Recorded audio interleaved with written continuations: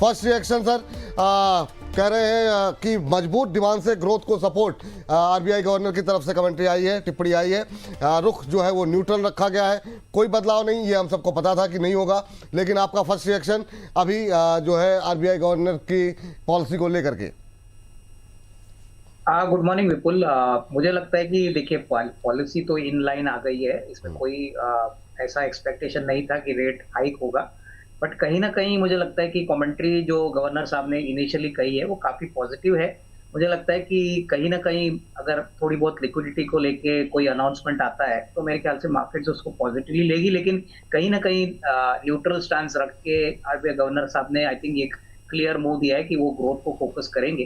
तो definitely markets अभी फिलहाल तो मेरे ख्याल से खुश रहेंगे, इसमें कोई बदलाव नहीं है। बट मैं समझता हूँ कि बैंकों से क्या कमेंट्री आती है उसमें काफी है। रेट हो ऑलमोस्ट 14-15% है, ट्रांसमिशन पे ज्यादा फोकस रहेगा तो नेट पॉजिटिव मार्केट जो है उसको पॉजिटिव लेगा। आपको बता दें रेपो रेट 5.25, एमएसएफ रेट 5.50 और एसडीएफ रेट 5% पर स्थिर रखा गया है। तो ब्याज दरों में अभी के लिए कोई भी बदलाव नहीं किया गया है। बैंकिंग शेयरों में मोमेंटम देखने को मिल रहा है, हालांकि प्राइवेट बैंकों में थोड़ा सा प्रेशर है। एचडीएफसी बैंक आधे %, आईसीआईसीआई बैंक आधे %, एक्सिस बैंक में भी करीब आधे % के आसपास की गिरावट देखने को मिल रही है। ऑटो स्टॉक्स की बात करें तो यहाँ पर मोमेंटम है, हुंडई अभी भी तेजी के साथ कामकाज करता हुआ। टीवीएस मोटर्स में हम देख रहे हैं करीब 1.5-2% की तेजी। हीरो मोटोकॉर्प जो है अच्छी मजबूती दिखा रहा है। एनबीएफसी स्टॉक्स की बात करें तो बजाज फाइनेंस 0.25%, चोला इन्वेस्टमेंट आधे % के आसपास की तेजी। श्रीराम फाइनेंस में लगातार अच्छी मजबूती। श्रीराम और एलएनटी दोनों फाइनेंस में हम देख रहे हैं कि अच्छी तेजी देखने को मिल रही है। 0.25% के आसपास की मजबूती यहाँ पर देखने को मिल रही है। 1.25% से 1.5-2% तक की तेजी यहाँ पर देखने को मिल रही है। तो ब्याज दरों से प्रभावित होने वाले ज्यादातर शेयरों में मोमेंटम जो है वो अच्छा बनता हुआ दिखाई दे रहा है। एडवांस डिक्लाइन रेशियो भी बुल्स के पक्ष में दिखाई दे रहा है। रजी सर, तो फिर यहाँ से फिर अब मान के चलें कि अब चिंता वाली कोई बात नहीं है अभी, जिस तरीके से बाजार की रफ्तार बनी हुई है उसको लेकर के, और क्रूड भी हमारा $80 के नीचे आता हुआ, 79 के नीचे।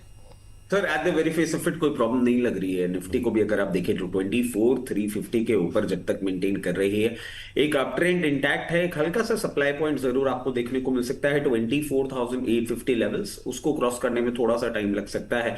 और डेफिनेटली बहुत ज्यादा इन लाइन है। एचडीएफसी के अंडर परफॉर्मेंस को बहुत ज्यादा हम नहीं फोकस कर सकते क्योंकि सर उसके इंटरनल रीजंस हैं। और प्रैक्टिकली एचडीएफसी जिस तरीके से, अब मैं ये तो नहीं बोलूंगा मिसबिहेव कर रहा है, इसको रेडार से बिल्कुल दूर ही हम रखें तो ज्यादा बेटर है। वेटेज जरूर है बट बाकी के बैंक्स जैसे कि हमने कल भी डिस्कस किया था, स्टेट बैंक्स और इन सब में आपको एक मोमेंटम जरूर बनता हुआ दिखना चाहिए। और जैसे कि अविनाश सर बोल रहे हैं बैंक्स की कमेंट्री, तो डेफिनेटली अभी during the day we are expecting कि बैंक्स भी अपनी कमेंट्री देंगे, तो एक बार उस पर फोकस करते हैं। कमेंट्री में कुछ चेंज या ऑल्टरेशन आता है तो डेफिनेटली स्टेट बैंक जैसे काउंटर्स आपको एक मोमेंटम बनाते हुए जरूर देखने को मिल सकते हैं। और जैसे कि हमने स्टार्टिंग कमेंट्री में कहा था, बैंक निफ्टी यहां से एक अपसाइड ट्रेंड पे आपको आती हुई दिखेगी। आईटी आज थोड़ा सा मूड डैम्पनर जरूर बनाता हुआ दिख रहा है, बैक बाय द आइडिया कि कॉस्पी और ये सब मार्केट्स जो चिपसेट के ज्यादा स्ट्रांगली रिलेटेड हैं वो एक अप ट्रेंड में दिख रहे हैं। But till the time IT is closing above 30,800 कोई भी प्रॉब्लम वाली बात नहीं है, और एक बाउंस बैक मूव आपको वहां पे भी देखने को जरूर देखने को मिलेगा। चलिए ये बात यहाँ पर निकल करके आइए सर, जरा एक नज़र डालिए हिमांशु सर, सीएट को लेकर के जिस तरीके का मोमेंटम यहाँ पर देखने को मिल रहा है, 3720 के आसपास ट्रेड करता हुआ और 3% से ज़्यादा की तेजी। कोई एक्शन देखने को मिल रहा है क्या सर सीएट में? देखिए सर, ओवरऑल तो ये सीएट का अगर मैं चार्ट देखता हूं तो अभी भी एक नैरो रेंज में ही कंसोलिडेट कर रहा है, जहां पर हम काफी समय से 4000 और 3300 के बीच में एक दायरे में ट्रेड बनता हुआ देख रहे हैं। लेकिन अगर इस मोमेंटम में ये 3800-3820 के ऊपर निकल पाता है तो ऐसा लगता है कि ये अटेम्प्ट शायद ये 4000 के ऊपर का ब्रेकआउट देने में कामयाब रहेगा। तो फिलहाल अभी यहाँ पर कोई क्लियर कट ट्रेड नहीं है। 3825 के ऊपर अगर ये स्टॉक निकले तो इसमें तेजी की पोजीशन बनाई जा सकती है। और सर शो की शुरुआत है तो एक बाई कॉल के साथ मैं शुरुआत करना चाहूंगा। चलिए ये बात यहाँ पर निकल करके आई है यहाँ पर सेट। इनफैक्ट विपुल मुझे लगता है काफी अच्छा आउटलुक आरबीआई ने दिया है, और मुझे लगता है मार्केट्स इस बात पे खुश होगा कि जीडीपी का आंकड़ा अगर बढ़ता है तो ओवरऑल इकोनॉमी में ग्रोथ मोमेंटम इसका मतलब स्ट्रांग है। आगे भी मुझे लगता है कि ये नंबर देखते हुए जो इंडस्ट्रियल और जो इंफ्रास्ट्रक्चर रिलेटेड सेक्टर्स है, जैसे आयरन हो गया, स्टील हो गया, मेटल, उसके बाद सीमेंट, कैपिटल गुड्स, मेरे ख्याल से डोमेस्टिक इंडस्ट्री के लिए अच्छी बात है, क्योंकि इकोनॉमी का बढ़ना ओवरऑल इंडस्ट्री के लिए भी अच्छा है। तो डेफिनेटली इस बात से मार्केट भी काफी खुश रहेगा। ये बात आपकी बिल्कुल सही है सर। और अभी के लिहाज से सर, अगर जीडीपी अनुमान को जो बढ़ावा दिया गया है, तो हम ये मान के चलें कि जो जितने भी ये जो बैंकों से जुड़े हुए, एनबीएफसी से जुड़े हुए जो क्षेत्र हैं, वो अगले 3-6 महीने में 1 साल का अगर नज़रिया हो, तो वहाँ पर जो है क्या सकारात्मक रुख रहने की उम्मीद करें? अविनाश सर? नहीं, बिल्कुल देखिए, बैंकिंग के लिए अच्छी बात है, क्योंकि क्रेडिट ग्रोथ ऑलरेडी जैसे मैंने कहा कि 14-15% के ऊपर है। बैंकों की एसेट क्वालिटी ठीक-ठाक है, तो इनके डिसबर्समेंट्स में आपको दूसरे और तीसरे तिमाही में अच्छा ग्रोथ देखने को मिलेगा। ऑलरेडी Q1 में हमने देखा है कि बैंकों ने अच्छा परफॉर्मेंस दिखाया है, और नॉर्मली सीजन सेकंड क्वार्टर से यानी जुलाई टू सितंबर और अक्टूबर टू मार्च में पिकअप होता है।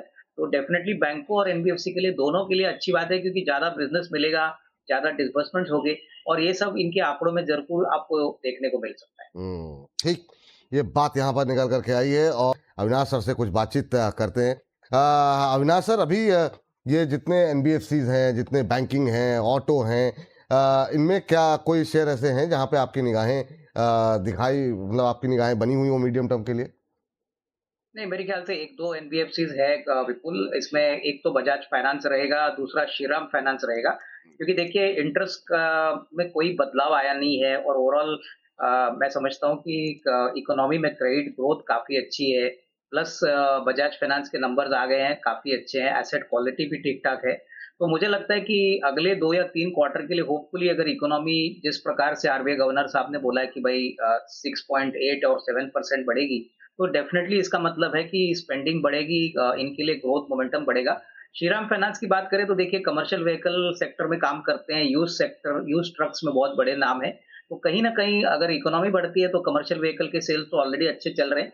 तो ये दोनों कंपनीज पे मुझे लगता है कि पॉजिटिव इम्पैक्ट आना चाहिए, और कहीं ना कहीं दूसरा और तीसरी तिमाही काफी अच्छा होना चाहिए। दोनों स्टॉक्स अच्छे वैल्यूएशन पे ट्रेड कर रहे हैं, तो इनके लिए मेरे ख्याल से अगला 6 से 12 महीना हमको पॉजिटिव लग रहा है।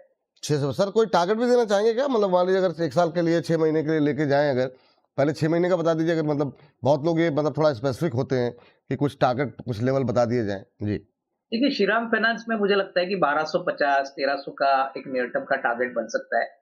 बजाज फाइनेंस पे हमारा होल्ड है। हम चाहेंगे कि इसमें थोड़ा सा स्टैगर्ड वे में लोग खरीदें, और साल भर का टारगेट प्राइस नहीं, बट कम से कम एक 15-16% की अपसाइड डेफिनेटली मिलेगी, क्योंकि बहुत समय तक 1050-1100 में वो ट्रेड कर रहा था। तो करीबन यहाँ से अगर 15-16% हम कहते हैं, तो यह भी मेरे ख्याल से करीबन 1250-1300 का एक नियर टर्म का टारगेट बनेगा, और काफी सेफ काउंटर्स है, जहाँ पे आपका कैपिटल भी सेफ रहेगा और रिस्क रिवॉर्ड आपके फेवर है। चलिए, ठीक है, ये बात यहाँ पर निकल करके आई है। और आगे बढ़ते हैं, और कुछ एक और बीच जो है अविनाश सर, ये बताइए कि अभी अगर पोर्टफोलियो में कुछ ऐड करना हो, तो क्या ऐड करने की सलाह देंगे आप? नहीं, मुझे लगता है कि देखिए, आरबीआई गवर्नर की पॉलिसी के बाद ऑटो सेक्टर में मुझे लगता है अच्छा मोमेंटम देखने को मिलेगा, क्योंकि इंटरेस्ट रेट का इम्पैक्ट ऑटो सेक्टर पे बहुत आता है। तो हमारा मानना है कि एमएनए में एक अच्छा विकल्प हो सकता है, नंबर्स भी बहुत अच्छे हैं। तो एटलीस्ट 6 से 12 महीने की अवधि कोई करता है, तो मुझे लगता है कि 3450, 3500 के ऊपर ये स्टॉक जाना चाहिए। यहाँ पे हमारा व्यू पॉजिटिव है। मैं कहूँगा कि बैंक्स में अगर आपको लेना है, तो मैं कहूँगा कि जो कैनरा बैंक है, जो सरकारी बैंक है, बहुत टाइम से नीचे है। यहाँ पे भी हमको लगता है कि बाय ऑन डिक्लाइन या करंट प्राइस पे आप खरीद सकते हो। यहाँ पे भी 150-160 का नियर टर्म का टारगेट बन सकता है। तो सरकारी बैंक्स में मुझे लगता है बहुत अभी भी अंडर वैल्यूड है, तो यहाँ पे आपको एक अच्छा रिस्क रिवॉर्ड बन सकता है। तो ये 2 स्टॉक्स पे फोकस करें। चलिए, ये बात है यहाँ पर। और तो अविनाश सर, कोई आपकी तरफ से डिस्क्लोजर सर? देखो विपुल, जो भी स्टॉक्स हमने आज आपके शो पे बोले, हो सकता है कि हमारे क्लाइंटों के पास भी वही शेयर है, हमने वही सजेस्ट किए होंगे, बट पर्सनल लेवल पे कोई होल्डिंग नहीं। चलिए, बहुत बहुत शुक्रिया सर आपका भी आज की इस चर्चा में जुड़ने के लिए, अपना महत्वपूर्ण समय देने के लिए बहुत बहुत धन्यवाद।